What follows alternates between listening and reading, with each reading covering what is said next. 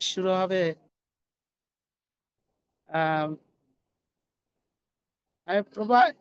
প্রোগ্রামটা লাইভ দেওয়ার দরকার নাই না প্রোগ্রাম? না প্রভু, শুধু রেকর্ডিং রাখছি, যদি কেউ পরে শুনতে চায় এই জন্য লাইভ দেব না। তো ভীষ্মদেব বিষয়ে আজকে আমরা চেষ্টা করব কিছুটা আলোচনা করার জন্য। ভীষ্মদেবের যে প্রার্থনা, আসলে আমরা একটু জানবো ভীষ্ম ব্রতটা আসলে কি, কেন ব্রত পালন করেন, আমাদের কেমন মনোভাব হওয়া দরকার, ভীষ্মদেব ভগবানের কেমন ভক্ত।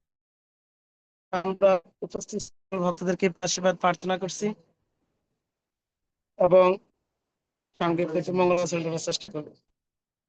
ওম অজ্ঞানাতিমিরন্ধস্য জ্ঞানাঞ্জনশলাকয়া চক্ষুরন্মিলিतं তস্मै শ্রী গুরুবে শ্রী চৈতন্য মনোভীষ্ট স্থাপিतं येन भूतले स्वयं रूप कदा मच्च ददाति स पदान्तिकं वन्देऽहं श्रीगुरुं श्रीयुतपदकमलं श्रीगुरुणा वैष्णवं सत्स्वरूपं सवजातं सहगणा रघुनाथं तं सजीवं साद्वैतं सवधूतं परिजनसहितं कृष्ण चैतन्यदेव श्री राधा कृष्ण पादन सहगण ललिता श्री विशाखान्वितं च नमयं विष्णुपादाय कृष्णप्रेष्ठाय भूतले श्रीमते भक्तिवेदान्त स्वामिनिति नामे नमस्ते सरस्वती देव गौरवाणी प्रचारिणि निर्विशेष शून्यवादी पाश्चात्य देशतो ओम बिंदाय तुलसीदेवाय प्रियाय केशवाय शुचोदत विष्णु भक्ति पददेवी सत्पदाय पंचतत्मात्मकं कृष्ण भक्त रूप स्वरूपकं भक्तावतार भक्तस्य नमामि भक्त शक्तिकं नित्यानंद नमस्तक प्रमानंद प्रदासे कलो कल्पनाश जगन्नाथे पते नमो नमः नमो महावदनाय कृष्ण प्रेम पदायते कृष्णाय कृष्ण चैतन्य नामिने गुरुश्री नमः नमः चरणे वास नित्याय परमात्मने बलभद्र सुभद्र जगन्नाथ हे कृष्ण करुणा सिंधु दीनबंधु जगतपथे गोपीश गोपिका कांत राधा कांत तप्त कांचन गौरांगे राधे वृंदावनेश्वरी विश्वपानुसुते देवी प्रणमामि श्री कृष्णाय वासुदेवाय देवकी नंदनाय च नंद गोप कुमाराय गोविंदाय नमो नमः जय श्री कृष्ण चैतन्य प्रभु नित्यानंद श्री अद्वैत गदाधर शिवासादि श्री गौर भक्त हरे कृष्ण कृष्ण कृष्ण हरे हरे हरे राम राम राम हरे कृष्ण। সকল ভক্তদের কাছে প্রার্থনা করব আপনারা যাদের বিশেষ কোনো সমস্যা হবে না, ভিডিওটাকে অন রাখার জন্য বিনীত প্রার্থনা করছি। অনেক ভক্তরা উপস্থিত আছেন, ভিডিওটাকে অফ করে আছেন। আপনাদের কাছে বিনীত প্রার্থনা করব ভিডিওটাকে অন রাখার জন্য। হরে কৃষ্ণ।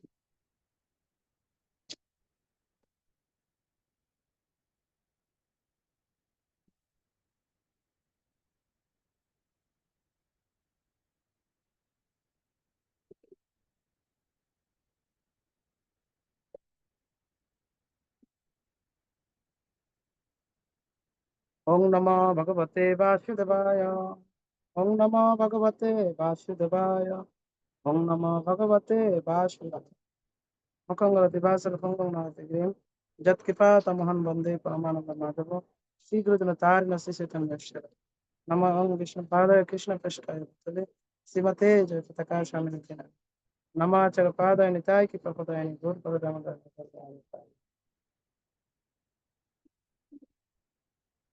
আমরা যদি কারো ভাগবত কাছে থাকে, ভাগবতের প্রথম স্কন্ধ নবম অধ্যায় ভগবান শ্রীকৃষ্ণের উপস্থিতিতে ভীষ্মদেবের প্রাণ 24 নম্বর শ্লোককে সংশোধন করার চেষ্টা করব।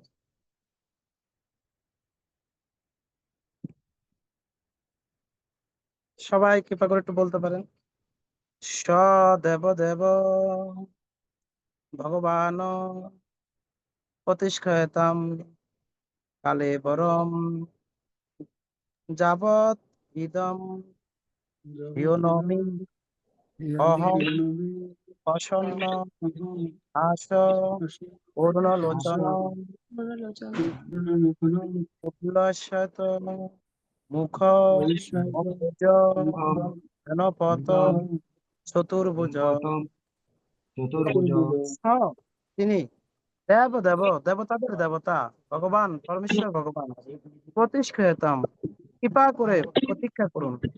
কালে বরম দেহ যাবৎ, যতক্ষণ পর্যন্ত ইদম এই জড় দেহ হীনমি ত্যাগ করি, অহম আমি প্রপন্ন প্রফুল্ল হাস্য হাসি করুণ লোচন প্রভা প্রভাতের সূর্যের মতো রক্তিম যা চক্ষু উল্লাস সুন্দরভাবে অলঙ্কৃত মুখ অম্বুজ, যার মুখমণ্ডল পদ্মের মতো ধ্যান পথ আমার ধ্যানের পথে চতুর্ভুজ নারায়ণ বিষ্ণুদেবের আরাধ্য রূপ। অনুবাদটা একটু সবাই বলবেন, হ্যাঁ। আমার প্রভু তিনি আমার চতুর্ভুজ তিনি চতুর্ভুজ এবং এবং যার পদর এবং যার বদল কমল যার যার বদন বদন কমল নব নবদিত সূর্যের মতো নবোদিত সূর্যের মতো রক্তিম নেত্র রক্তিম নেত্র ও প্রফুল্ল হাস্যের দ্বারা হাস্যের দ্বারা দ্বারা শোভিত শোভিত শোভিত। তিনি কৃপা করে তিনি কৃপা করে আমার এই জড়দেহ পরিত্যাগের মুহূর্তে এই মুহূর্তে আমার জন্য প্রতীক্ষা করুন। আমার জন্য প্রতীক্ষা করুন। আমি বলছি, আমার প্রভু যিনি চতুর্ভুজ এবং যার বদল কমল নবদিত সূর্যের মতো রক্তিম নেত্র ও প্রফুল্ল হাস্যের দ্বারা সুশোভিত, তিনি কৃপা করে আমার এই জড়দেহ পরিত্যাগের মুহূর্তে আমার জন্য প্রতীক্ষা করুন। হরে কৃষ্ণ। তাৎপর্য করেছেন ইসকন প্রতিষ্ঠাতা সার্জন জগৎগুরু শ্রী প্রভুপাদ কি জয়। তাৎপর্য জগৎগুরু প্রভুপাদ কি জয়। বিষ্ণুদেব ভালোভাবে জানতেন যে শ্রীকৃষ্ণ হচ্ছেন আদি নারায়ণ। তার আরাধ্য বিগ্রহ ছিলেন চতুর্ভুজ বিগ্রহ, কিন্তু তিনি জানতেন যে চতুর্ভুজ নারায়ণ হচ্ছে শ্রীকৃষ্ণের অংশ। হরে কৃষ্ণ। যারা আপনারা অপারেটর আছেন, যেগুলোতে সাউন্ড হয়, একটু কৃপাপূর্বক দৃষ্টি করবেন এগুলাতে মিট রাখার জন্য।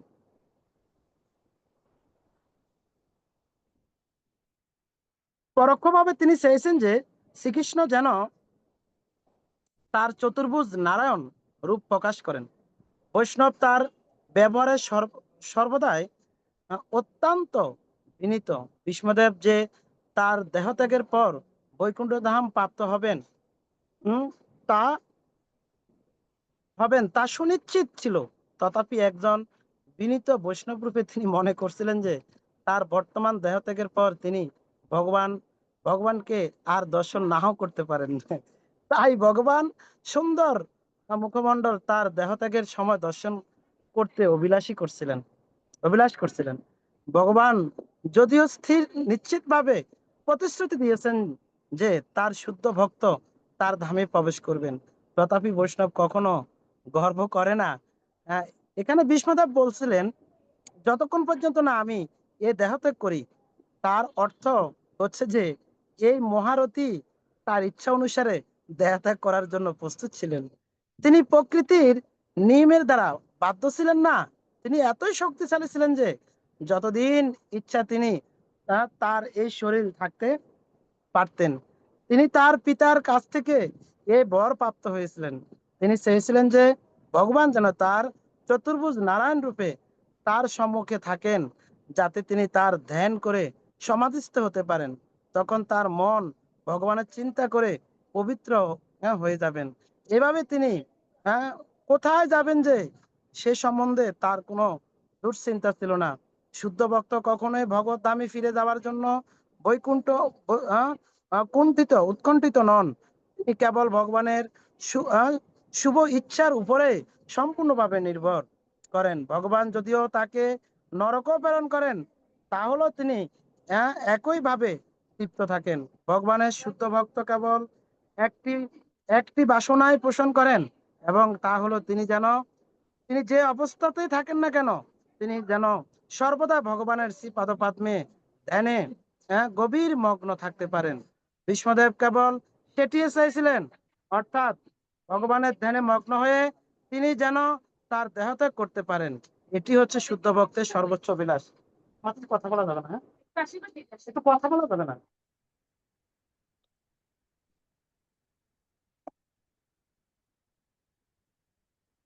এখানে কেউ আসলে কথা বলতে হয়। তো যদি ভক্ত সজ্জন নিশ্চয় আপনারা ছিল প্রভুপাদের তাৎপর্যের মাধ্যমে বুঝতে পারছেন, এখানে যারা দেশ বিদেশ বিভিন্ন স্থান থেকে বক্তারা অংশগ্রহণ করেছে, আসলে বিশেষ করে প্রবাসী এবং আমাদের যারা বিভিন্ন নামহট্টের বৃন্দগণ ভীষ্মদেবের বিষয় খুবই মহিমান্বিত একটা বিষয়। এই অধ্যায়ের বিশেষ করে পরবর্তী একটা শ্লোক আছে, একটা শব্দ নিয়ে আমার সৌভাগ্য হয়েছিল 3 দিন শুধু একটা শ্লোকের একটা শব্দ, মানে ভীষ্মদেব ভগবানের কাছে প্রার্থনা করতে গেছে ইতিমতি।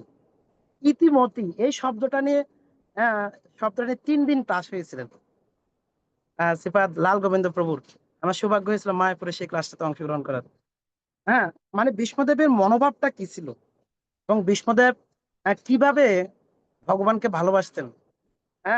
এবং বিশেষ করে আমরাও ভগবানকে ভালোবাসি, কিন্তু ভীষ্মদেবের ভালোবাসা আর আমাদের ভালোবাসার মধ্যে আসলে কতটা পার্থক্য, এবং ভীষ্মদেবের যে মনোভাব, কেমন মনোভাব হওয়া দরকার, ভীষ্মদেব আমাদেরকে সেটা নিজে আচরণ করে শিক্ষা দিয়েছেন, এবং কিরকম পরিস্থিতি থেকেও ভগবানকে কিভাবে চিন্তা করতে হয় ভীষ্মদেব নিজে আচরণ করে আমাদেরকে তাও শিক্ষা দিয়েছেন। মানে কয়েকটা দিন পরে সে আমরা ভীষ্মব্রত পালন করব। আসলে ভীষ্মদেব তিনি সাধারণ কেউ নয়, তিনি ছিলেন অষ্টবসুর মধ্যে অন্যতম একজন বসু। অষ্টবসু হচ্ছেন কারা? যেমন আমরা এখন অনেকে বলি না আমাদের ইসকন পরিচালনা মানে হচ্ছে কি জিবিসি, জিবিসির সিদ্ধান্ত অনুসারে পুরো ইসকন পরিচালিত হয়।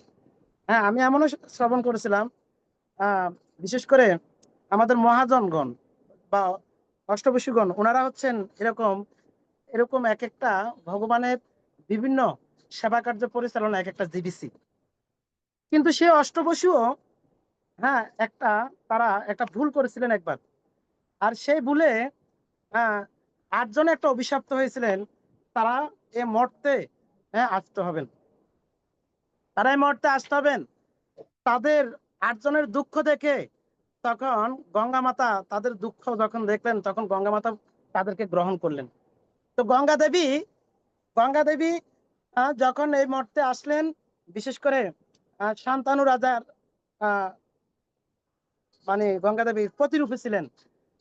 কিন্তু গঙ্গা দেবী শান্তানু রাজাকে প্রতিরূপে তখনই তখনই গ্রহণ করছিলেন, তখনই গ্রহণ করছেন একটা শর্ত সাপেক্ষে। কারণ গঙ্গা দেবী বলছেন, তুমি আমি আমার ইচ্ছা অনুসারে পরিচালিত হব, আমি আমার ইচ্ছা অনুসারে পরিচালিত হব, যখনই তুমি আমার ইচ্ছার কোনো বন্ধকতা বা কেন কিছু জানতে চাইবে, তখনই থেকে তুমি আর আমাকে পাবে না, তখন থেকে তুমি আমাকে আর পাবে না। তো এইভাবে বিশেষ করে, কিন্তু ইচ্ছা বলতে কোনো মা তার সন্তান ভূমিষ্ঠ হওয়ার পরে মা তার সন্তানকে গঙ্গা বিসর্জন করে দিবে, এটা তো কোনো মা এরকম চিন্তা করতে পারে না, কোনো সে শান্তানু রাজা এটা কোনো ভাবতে পারেনি।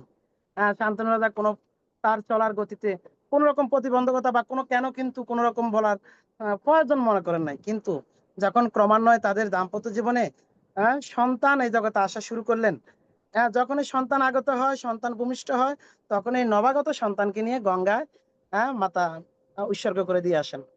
কিন্তু একটা দুইটা তিনটা এভাবে যখন 8 জনের ক্ষেত্রে যখন এটা হয়, তখন শান্তনু রাজা আর তিনি বাবা হয়ে সন্তানকে এই পরিস্থিতি তিনি মানতে পারলেন না। এক পর্যায়ে যখন তিনি বাধা দিলেন, সেই সন্তানকে শান্তনু রাজার কাছে দিয়ে গঙ্গা দেবী তিনি চলে গেলেন। আর সেই সন্তানটা ছিলেন ভীষ্মদেব, সেই সন্তানটা ছিলেন ভীষ্মদেব।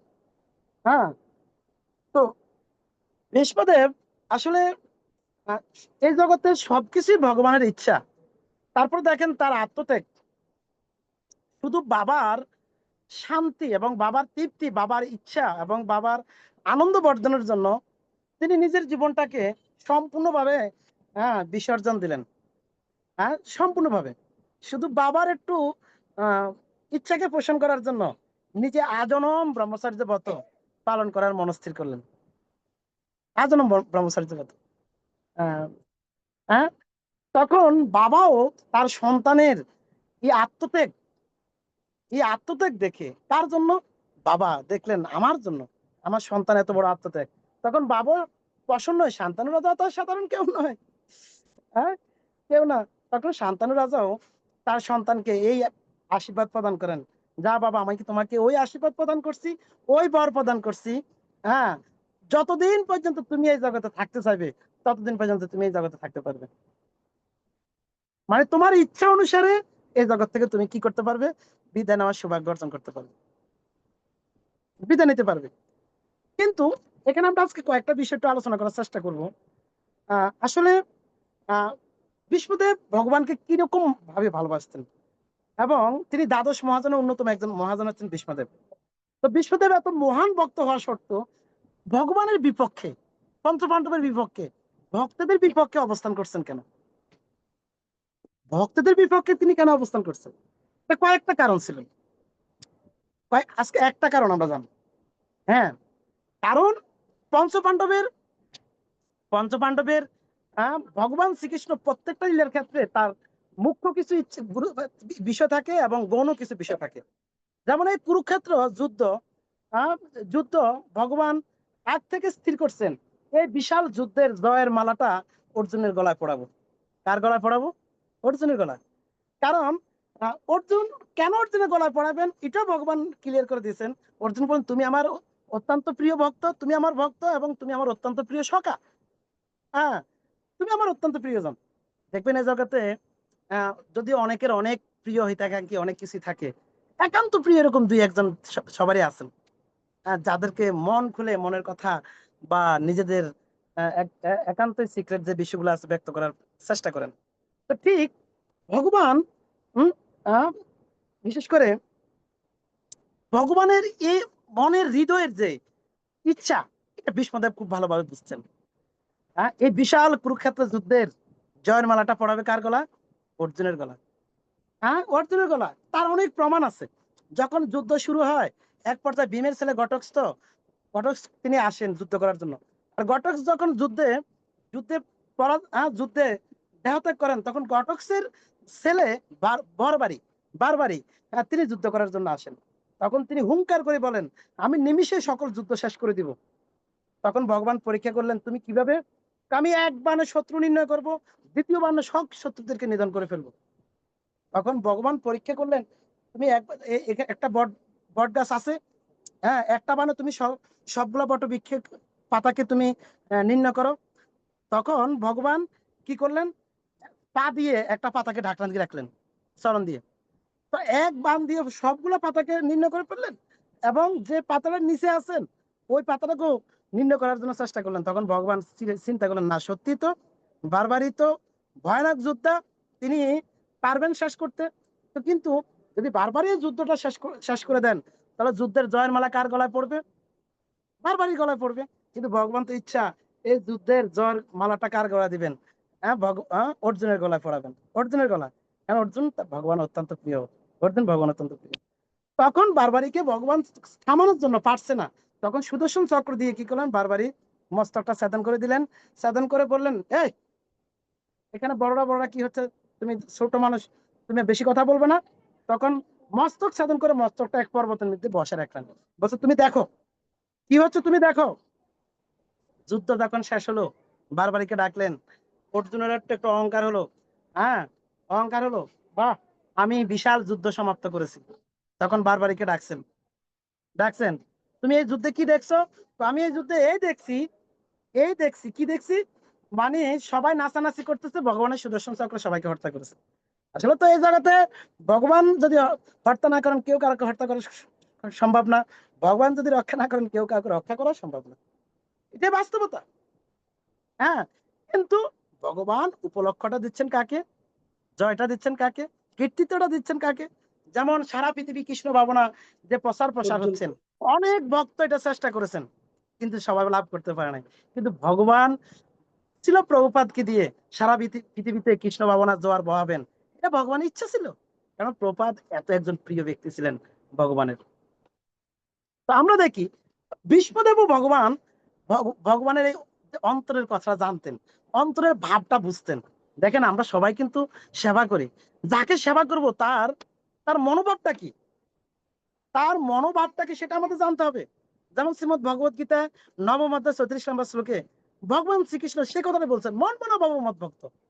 হ্যাঁ, মানে আমার ভক্ত কিন্তু কিরকম ভাবে হবে, আমি আমার ইচ্ছা অনুসারে, ভক্তের ইচ্ছা অনুসারে ভক্তি করলে তো এটা হবে না। হ্যাঁ, এটা হবে না, আমার ইচ্ছা অনুসারে করতে হবে। তো ঠিক বিশ্বদেব দেখেন নিজের ইচ্ছাটাকে জলাঞ্জলি দিলেন শুধু ভগবানের ইচ্ছাটা বুঝতে পেরে। কিরকম? ভীষ্মদেব খুব ভালোভাবে জানতেন যদি পঞ্চপাণ্ডবের পক্ষে ভীষ্মদেব যেত তাহলে কি হতো, কেন ভীষ্মদেব প্রধান সেনানায়ক হতেন, ভীষ্মদেবের দ্বারাই যুদ্ধের সমাপ্ত হতো, তাহলে জয়ের মালাটা কার গলায় পড়তো? ভীষ্মদেবের গলায় পড়তো। কিন্তু না, ভীষ্মদেব বুঝতে পারছে এই জয়ের মালাটা ভগবান চাচ্ছে অর্জুনের গলায় পড়ুক। এই কারণে ভীষ্মদেব বাধ্য হয়েছেন মানে ধর্মের বিপক্ষে থাকতে, ধর্মের বিপক্ষে থাকা।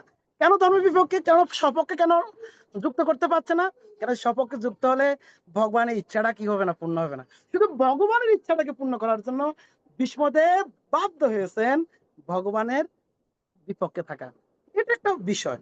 আর একটা বিষয় হচ্ছে কি ভীষ্মদেব প্রকাশ করেছেন এই কারণে ভগবানের বিপক্ষে ছিলেন, কারণ যদি ভগবানের পক্ষে থাকতেন তাহলে ভগবানের পিছিয়ে থাকতে হতো। ভগবানের বিপক্ষে থাকার কারণে বিপক্ষে একবারে দ্বিতীয় পক্ষের সেনাদের প্রধান সেনা ছিলেন, একবার সবার সামনে ছিলেন, সবার সামনে থেকে ভগবান দুই নয়ন দিয়ে ভগবান এবং ভগবানের সখাকে অর্জুনকে দুই নয়ন দিয়ে তৃপ্তি ভরে দর্শন করার সৌভাগ্য লাভ করেছিলেন। এটা ভীষ্মদেব। ভীষ্মদেবের যে একটা আত্মত্যাগ দেখেন, শুধু অর্জুনকে প্রশংসিত করার জন্য আর ভগবানের ইচ্ছাটাকে পোষণ করার জন্য নিজে ভগবানের হ্যাঁ বিরোধী, ভগবানের বিপক্ষ, ধর্মের বিপক্ষে তিনি অনুসরণ করেছেন। কিন্তু তিনি একজন সাক্ষাৎ মহান ভাগবতম, মহান ধার্মিক হওয়া সত্ত্বেও আপাত দৃষ্টিতে আমরা দেখতে পাচ্ছি না, ধর্মের পক্ষে না থেকে ধর্মের বিপক্ষে অনুসরণ করেছেন। আসলে এই কারণে বলছে ভগবান এবং ভগবানের শুদ্ধ ভক্তদের কার্যক্রম এটা সাধারণ দৃষ্টিভঙ্গি থেকে বোঝা বড়ই মুশকিল। বলছে দেবতারা ভক্ত এবং ভগবানের মহিমা বুঝতে পারে না। আমরা সাধারণ দৃষ্টিতে কি বুঝছি, না ভীষ্মদেব আসলে তিনি ধর্মের বিপক্ষে ছিলেন, তার মানে তিনি পঞ্চপাণ্ডবের বিপক্ষে ছিলেন। হুম,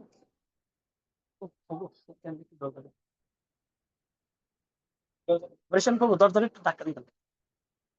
না না, ফ্যান থাকবে দরজা। তো তো বিশ্বদেব ভগবান বিশ্বদেবের তো ভগবান তো অন্তর্যামী, এর স্যাক্রিফাইস, এর ত্যাগ।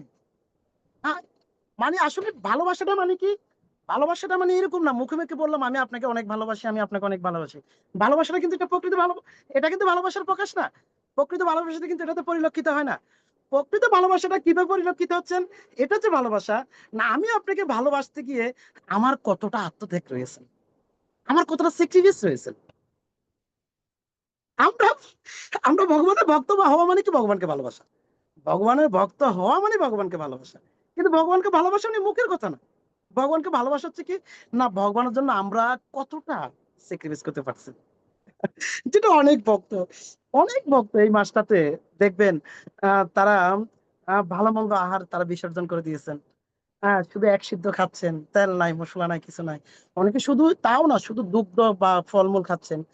যেমন এই গত যে 5টা দিন অনেকে শুধু কি খাবে, মানে 5 দিনে 5টা আইটেম, একদিন গোমূত্র, একদিন গোময়, একদিন মানে একদিন হচ্ছে আহ আহ দুধ, আরেকদিন দই, আরেকদিন হচ্ছে আহ, ঘি।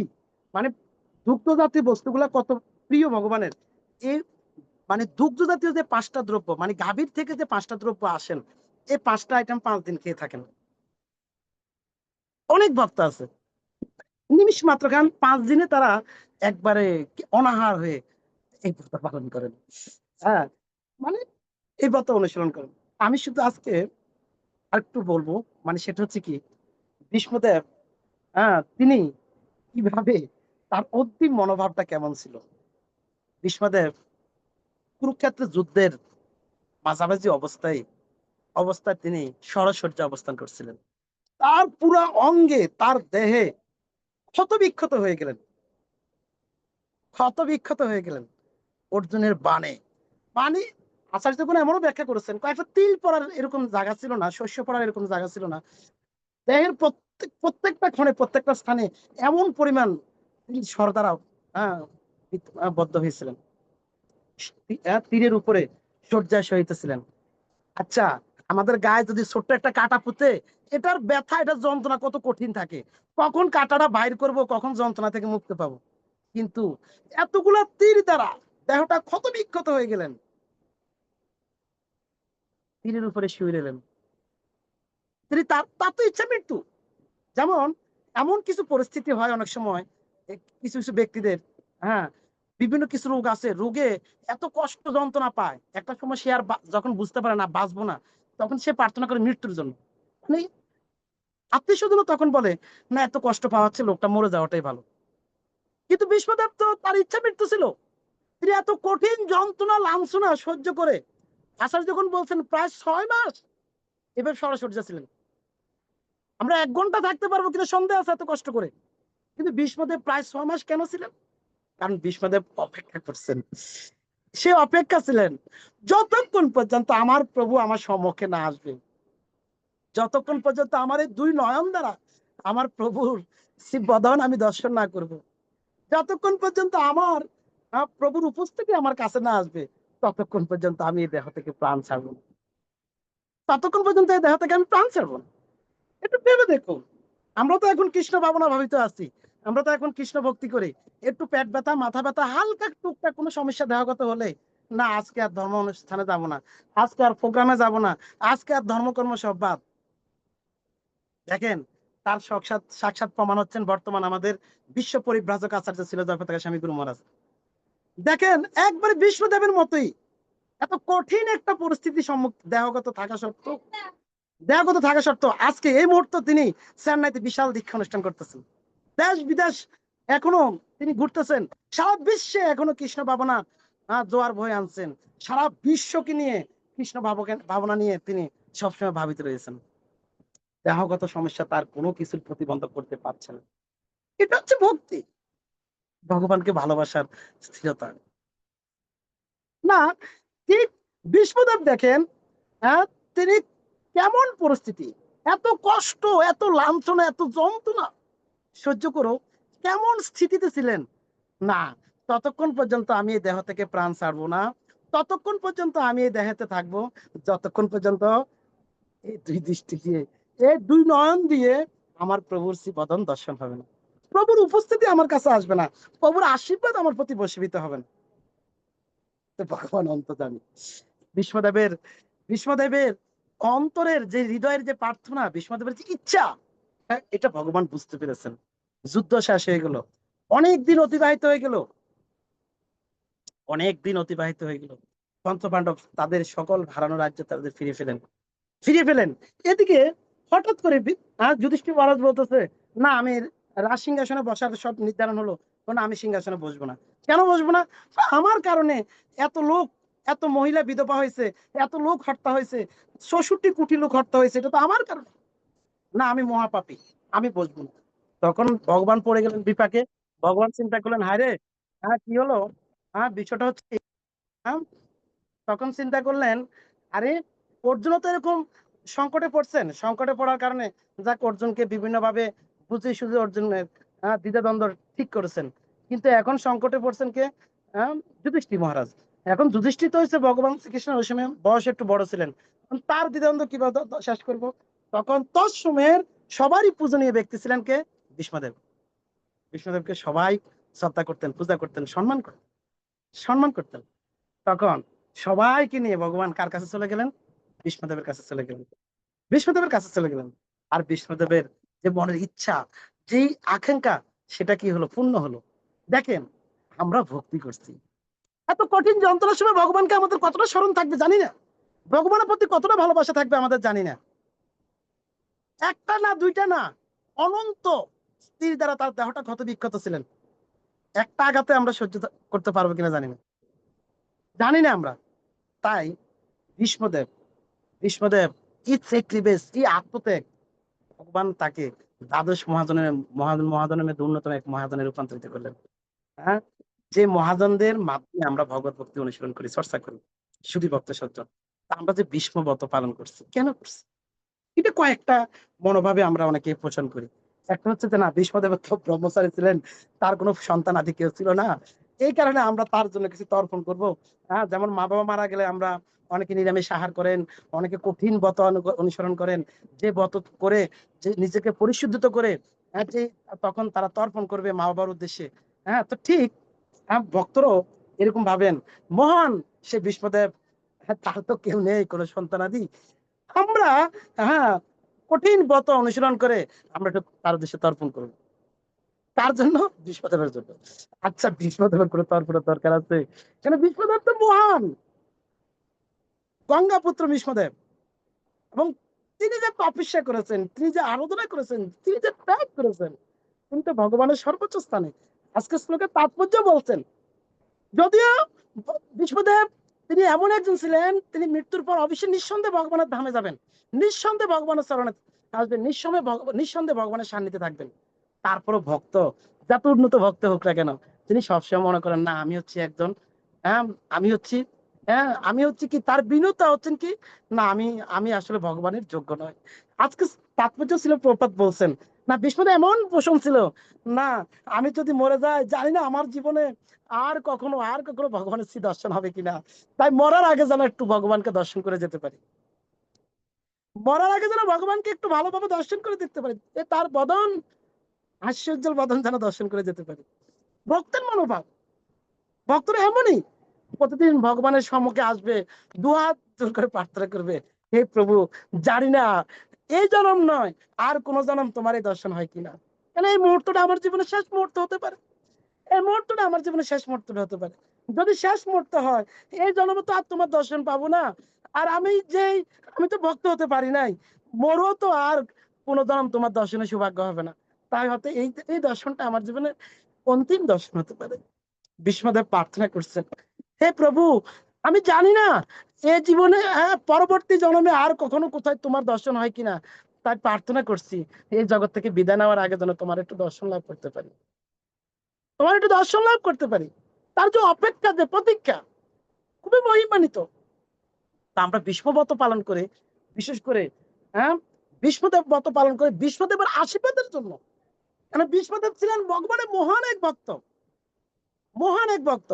এই ভীষ্মদেবের ব্রত পালন করে ভীষ্মদেবের কাছ থেকে আমরা কি আশীর্বাদ প্রার্থনা করব? কেন, ভক্তের আশীর্বাদ ছাড়া কেউ ভক্তি লাভ করতে পারবে না, ভক্তের আশীর্বাদ ছাড়া কেউ ভগবানের কৃপা লাভ করতে পারবে না, কেউ পারবে না। তাই ভীষ্মদেব এই ভীষ্ম ব্রত পালন করে, ভীষ্ম পঞ্চব্রত পালন করে আমরা ভীষ্মদেবের কাছে এই প্রার্থনা করব, হে প্রভু, আপনি তো ভগবানের মহান ভক্ত, আপনার ইচ্ছা পোষণ করার জন্য ভগবান আপনার কাছে আসছিলেন। হে প্রভু, আমাদেরকে একটু আশীর্বাদ প্রদান করুন, সেই কৃপা আশীর্বাদ প্রদান করুন, আমরা যেন আপনার মতো না হতে পারি, যেন একটু ভালো ভক্ত হতে পারি, আপনার মতো মহান না হতে পারে, যেন আপনার মতো একটু ভক্তি আমরা চর্চা করতে পারি। বিষ্ণুদেবের কাছে সেই প্রার্থনা আমরা করতে পারি, এই ব্রত পালন করি। হ্যাঁ, বিষ্ণুদেবকে যেভাবে ভগবান স্বয়ং এসে দর্শন দিয়ে তাকে আশীর্বাদ পুষ্ট করে, তার অন্তিম যে ইচ্ছা, অভিলাষ ছিল, সে অভিলাষ পূর্ণ করেছিলেন। আমাদের তো এখন অনেকের অনেক অভিলাষ, জানি না কতজনের সে অভিলাষ আছে, না, মৃত্যুর পূর্ব মুহূর্তে যেন আমার পরম প্রভুকে একটু দর্শন করে মরতে পারি, মৃত্যুর পূর্ব মুহূর্তে যেন পরম প্রভুর একটু নাম স্মরণ করে মরতে পারি, মৃত্যুর পূর্ব মুহূর্তে যেন একটু সাধুদের সান্নিধ্যে থাকতে পারি। জানি না কত মহাত্মার, জানি না কোন কোন মহাত্মার সেই রকম অভিলাষ আছে। অভিলাষ তো এখন আমাদের অনেকের অনেক অভিলাষ আছে, কিন্তু ভীষ্মদেবের অভিলাষ ছিল কি, না, আমার মৃত্যুর পূর্ব মুহূর্তটা থাকবে, স্বয়ং ভগবান যেন আমার সন্নিকটে থাকে, স্বয়ং ভগবানকে যেন আমি দর্শন করতে পারি। শুধু ভক্ত সজ্জন, আসলে ভীষ্মদেবের পুরাণ নিয়ে যদি আমরা আলোচনা করি, মহাজনরা মাসকে মাস আলোচনা করে শেষ করতে পারবে না। তো আমরা অল্প কিছু সময় সে আলোচনা করার চেষ্টা করেছি। তাই আমি অনুরোধ করবো, প্রার্থনা করবো, বিশেষ করে যারা সাত্বিক আহার করতে পারছেন না, এই বাকি কটা দিন হলো করুন। এবং যারা ভালো ব্রত অনুসরণ করতে পারছেন না, এই কটা দিন করুন। যারা এই ব্রহ্মমূর্তি ঘুম থেকে উঠা একটু ভালো তপস্যা করা, অন্তত এই কটা দিন হলো করার চেষ্টা করুন। এবং দেশ বিদেশে যারা আছেন, বিশেষ করে দেশে যারা আছেন, আমাদের 5 তারিখ যে গত সমাপনীর দিন 3টা বাজে বিশেষ করে মন্দিরে বিশেষ করে ব্রত সমাপনী তর্পণ হবে। যারা ব্রত পালন করবেন তারা তর্পণ করতে পারবেন এবং 4টা যজ্ঞ হবে এবং সন্ধ্যা আরতির পর তারা অবশিষ্ট বিশেষ প্রসাদ পেতে পারবেন।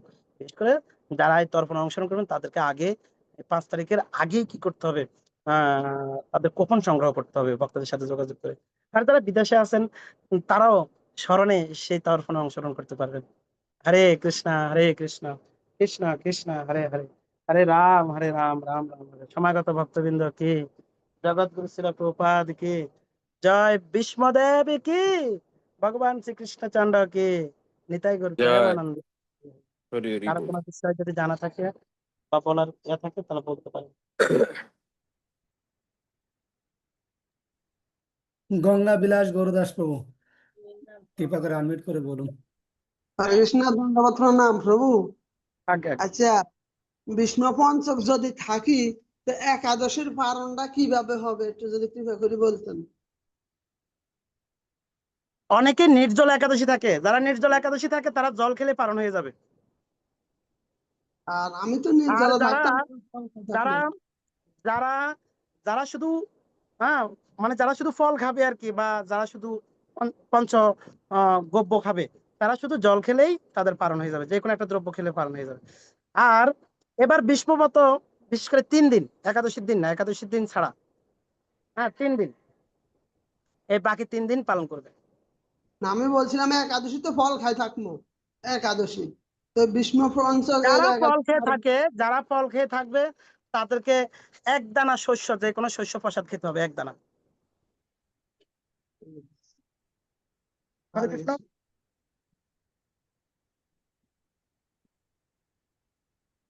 উত্তম বাসুদেব প্রভু। হরে কৃষ্ণ, ধন্যবাদ প্রণাম প্রভু। আসলে আজকে ক্লাসের খুব এই জিনিসটা খুব ভালো লাগছে আমার, যে আমি আজকে প্রথম শুনলাম এই বিষ্ণুদেবের যে বিষয়টা আপনি বলছেন, যে অর্জুনকে অর্জুনকে ইয়ে করার জন্য সবচেয়ে প্রথম স্থান এবং অর্জুনকে প্রাধান্য দেওয়ার জন্যই এই ভীষ্মদেব যে যুদ্ধটা করছে, যে আমি এটা আজকে আপনার শ্রীমুখ থেকে শুনছি, শুধু সে নিজেই নিজেই এখানে ভক্তদের মানে ভগবানের বিপক্ষে যুদ্ধ করছে। তো এটা খুব ভালো লাগছে আমার কাছে আজকে আপনাদের আলোচনার থেকে। হরে কৃষ্ণ, প্রণাম। আসলে বর্তমান খুবই গুরুত্বপূর্ণ। যেমন বৃন্দাবনে এই ভাবটা রয়েছেন, ব্রজগোপীতে এই ভাবটা আছেন, সব গোপীগণ পিছে থাকেন, রাধারানীকে সামনে নিয়ে দেন। কারণ সবাই জানে কৃষ্ণ সবচেয়ে বেশি ভালোবাসে শ্রীমতী রাধারানীকে। যার যার যা কিছু আছে সবকিছু শ্রীমতী রাধারানী হাতে দেন, আর শ্রীমতী রাধারানী ভগবানের কাছে দেন। কিন্তু আমাদের আসলে ভক্তদের ভক্তিতে মনোভাবটা কেমন বুঝতে হবে। ধন্যবাদ। জাহ্নবী মাতাজি, হরি বল। জাহ্নবী মাতাজি আনমিউট করুন।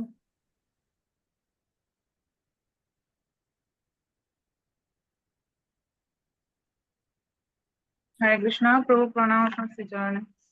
প্রভু, বিষ্ণু পঞ্চকে 5 দিন যে 5টা দ্রব্য যে ভগবানের উদ্দেশ্যে অর্পণ করা হয়, সেই 5টা জিনিস, এবং যেহেতু এবার 3 দিন বিষ্ণু পঞ্চক, সে তিথি অনুযায়ী সময় অনুযায়ী আহ একটু কৃপা করে যদি প্রভু গ্রুপে ওটা সেন্ড করে দেন তাহলে ভক্তদের জন্য আমি অনেক। আমি আমি আমি আমাদের রঙ্গমা রাধাপতিকে প্রভুকে বলবো, বিশেষ করে আমাদের পরমাত্ম গুরু মহারাজ আরো 1 সপ্তাহ আগে দিয়ে দিচ্ছেন, কোন দিন কোনটা কি আসবে সে বিস্তারিত এই লেখাটা আমি দিয়ে দিব, আমাদের রঙ্গমা প্রভু অবশ্যই গ্রুপে দিয়ে দেবেন। হরে কৃষ্ণ। ঠিক আছে প্রভু। হরে কৃষ্ণ, চারু প্রণাম। কেশব প্রিয়া মাতাজি আনমিউট করুন। হরে কৃষ্ণ প্রভু, প্রণাম আপনার শ্রীচরণ কর্ণে। প্রভু, আমার একটা বিষয় জানার ছিল, আমি এখানে বুঝতে পারিনি, নেটওয়ার্কের কারণে আটকে ছিল। যে ভীষ্মদেব তার পিতার কোনো আদেশে বা কোনো কথা কি তার এই জীবন বেছে নিল কিনা প্রভু, এটা আমার জানা ছিল। কৃপা করে যদি একটু বলেন এই বিষয়ে। তো বিষ্ণুদেব আসলে বিশাল লীলা। মৎস্যকন্যা যে আহ সত্যবতীকে তার বিবাহ করার জন্য বাসনা করেন। হ্যাঁ, আর সরি, ভীষ্মদেব না, শান্তনু রাজা। হ্যাঁ, তো তখন ওই ওই মাতাজির একটা বাসনা ছিল, আহ যদি যদি শান্তনু রাজাকে বিবাহ করে, কিন্তু তার পুত্র হলো তো সে রাজা হতে পারবে না, কেননা বড় ছেলে তো হচ্ছে কে, ভীষ্মদেব। বড় ছেলে ছিলেন ভীষ্ম, কেননা তার বিবাহ হওয়ার আগে তার প্রতির একটা ছেলে আছে, সেটা হচ্ছে ভীষ্ম।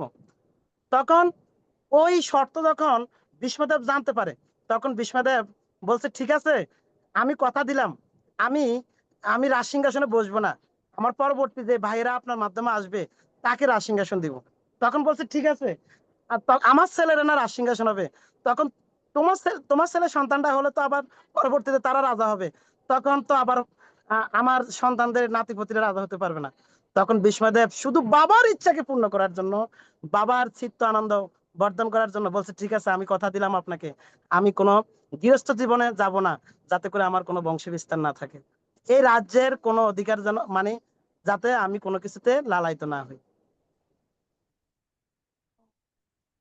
প্রভু আরেকটা বিষয় জানার ছিল, যারা বিষ্ণুপঞ্চক করবে তো তারা যদি কোনো কারণে তর্পণ ক্রিয়ায় অংশগ্রহণ করতে না পারে, কোনো ব্রাহ্মণের মাধ্যমে বা কোনো মন্দিরে গিয়ে, তারা গৃহে কি করতে পারবে বা গৃহে তাদের কি করণীয়? আমি বলবো আসলে আহ সবকিছু ভগবান বুঝতে পারেন, ভগবান দেখে তার ভক্তের ইচ্ছা, বিভিন্ন প্রেক্ষাপট পরিস্থিতিটা কেমন। এই অবস্থা এখন আপনি কুমিল্লা আসাটা আপনার পক্ষে অনেক কঠিন। হ্যাঁ, তা আপনি গৃহে ভগবানকে ভালোভাবে ভোগ রাগ করে বিষ্ণুদেবের কাছে প্রার্থনা করতে পারেন। বিশেষ করে শ্রীমদ ভাগবতমের প্রথম স্কন্ধের নবম অধ্যায় একটু পড়তে পারেন। নবম অধ্যায় বিষ্ণুদেব কি প্রার্থনা ভগবানের কাছে করছেন, এটা বিষ্ণুদেবের কাছে বড় একটা প্রার্থনা হয়ে যাবে আপনার। ওইদিন নবম অধ্যায়টা শেষ করতে পারেন ভাগবতমের। হ্যাঁ, এতে করে আপনার তারপরে হচ্ছে আরো বেশি কিছু হতে পারে। আর ভগবান তো পরিস্থিতি প্রেক্ষাপট সবকিছু বুঝবেন, দেখছেন অন্তত আমি। ধন্যবাদ মাতা। আচ্ছা, প্রণাম। অজয় কৃষ্ণ চন্দ্র প্রভু। হরে কৃষ্ণ, দণ্ডবোধ প্রণাম আপনার শ্রীচরণে প্রভু, দণ্ডবোধ প্রণাম সকল বৈষ্ণব চরণে। প্রভু আজকে আপনার শ্রীমুখ থেকে কৃষ্ণদেবের অনেক মহিমা কীর্তন শ্রবণ করলাম, আর এই শ্রবণের মাধ্যমে অনেক কিছু জানতে পারলাম, বুঝতে পারলাম, আর বিষ্ণুপঞ্চক ব্রতের মাহাত্ম্যটাও প্রভু এবং এই বিষ্ণুপঞ্চক ব্রতের উদ্দেশ্যটা কি সেটাও বুঝতে পারলাম। তো প্রভু এখানে একটা বিষয় আপনি বলেছিলেন যে অষ্টবসুর মধ্যে একজন বসু হচ্ছেন বিষ্ণুদেব। তো তারা একবার অভিশাপগ্রস্ত হয়েছিলেন যে তারা সকলে এই মর্তধামে আসতে হবে। এখন তো আমার জানার বিষয় হচ্ছে তারা কার কাছ থেকে অভিশাপগ্রস্ত হয়েছিলেন আর কেন আসলে অভিশাপগ্রস্ত সেটা হয়েছিলেন? অনেক বড় লীলা, তো এই কারণে আসলে আমি সংক্ষেপে বলার চেষ্টা করছি। এটা হচ্ছে বশিষ্ঠ মুনির এক কামধনু এই অষ্টবসু হরণ করতে গিয়েছিলেন। তখন বশিষ্ঠ মুনি তাদেরকে অভিশাপ প্রদান করেন। তো এখানে আরো প্রশ্ন থাকতে পারে, আপনাদের পরবর্তীতে আসতে পারে। যেমন অষ্টবসু তো সবাই গঙ্গা দেবী মাধ্যমে আসার সাথে সাথে তো জগৎ থেকে তারা মুক্তি লাভ করছে গঙ্গা বিসর্জন দিয়ে। তো বিষ্ণুদেব এত বছর থাকতে হলো কেন, বা বিষ্ণুদেব এত কষ্ট পেতে হলো কেন? এটার মধ্যে আরেকটা কারণ ছিল, কারণ অষ্টবসুর মধ্যে প্রধান ছিলেন ভীষ্ম। এই কারণে বলছেন ছোটরা ভুল করলে সহজে মাপ পাওয়া যায়, কিন্তু বড়রা জ্ঞানীরা যদি ভুল করে এটা এত সহজে মাপ পাওয়া যায় না। কেন ভীষ্মদেব ছিলেন মহান, ভীষ্মদেব ছিলেন অষ্টবসুর প্রধান, এই কারণে ভীষ্মদেব বেশি কষ্ট পেতে হয়েছে। তো সকলে ভালো থাকুন। আসলে সবকিছু ভগবানের ইচ্ছা, এটার মাধ্যমে ভগবান আমাদেরকে হয়তো বিভিন্ন কিছু শিক্ষা দিচ্ছেন। হরে কৃষ্ণা হরে কৃষ্ণ, কৃষ্ণ কৃষ্ণ হরে হরে, হরে রাম রাম রাম। সমাগত ভক্তবৃন্দ কি, শিল জয় প্রভুপাদ জয়। কি, বা জয় ভীষ্মবত কি, জয় জয় ভক্তবৃন্দ কি, গৌর প্রেমানন্দে। শ্রীপাদ রূপচন্দ্র শ্যামদাস শিল ব্রহ্মচারী প্রভু কি প্রভুপাদ কি, শিল জয়। হরে কৃষ্ণ।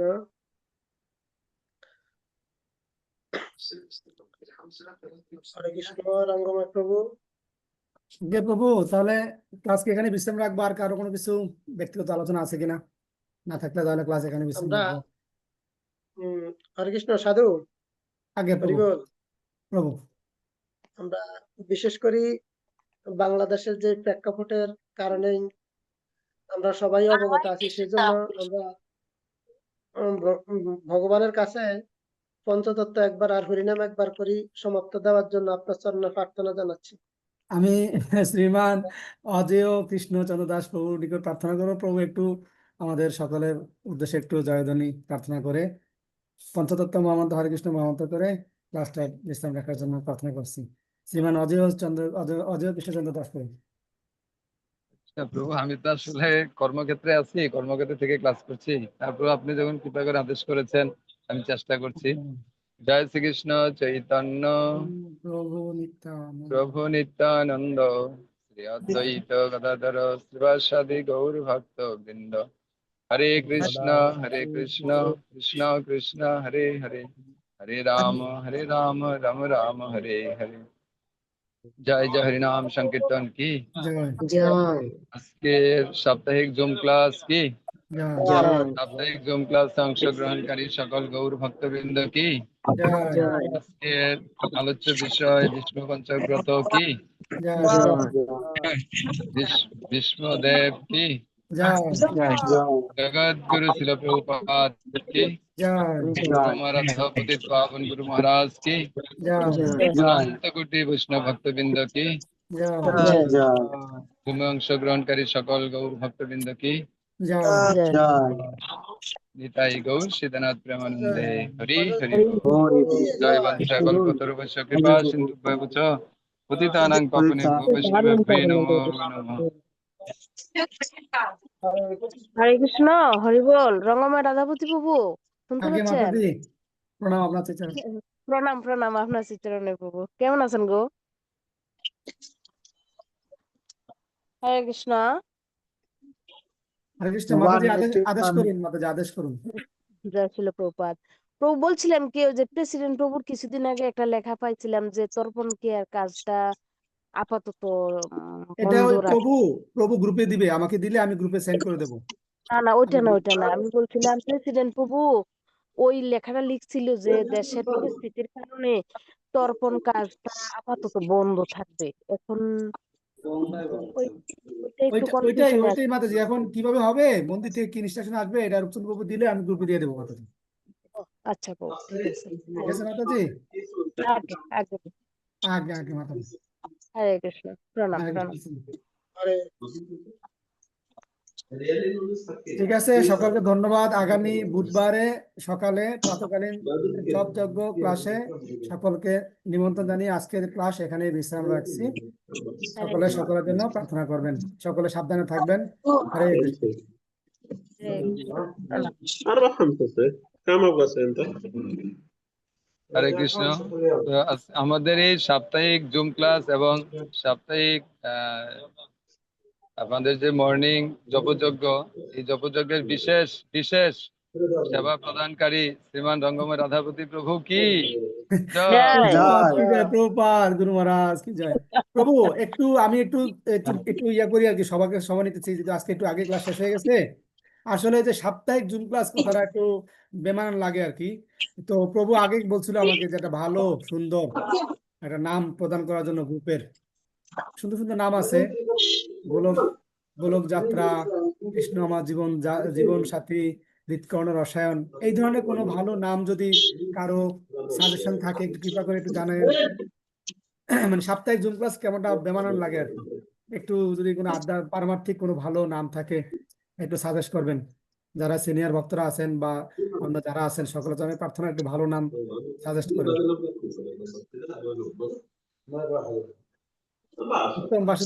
উত্তম বাসুদেব দাস প্রভু, অজয় কৃষ্ণচন্দ্র দাস প্রভু, একটু আপনাদের কাছে একটা ভালো নাম প্রার্থনা করছি আর কি, ভালো একটা নাম।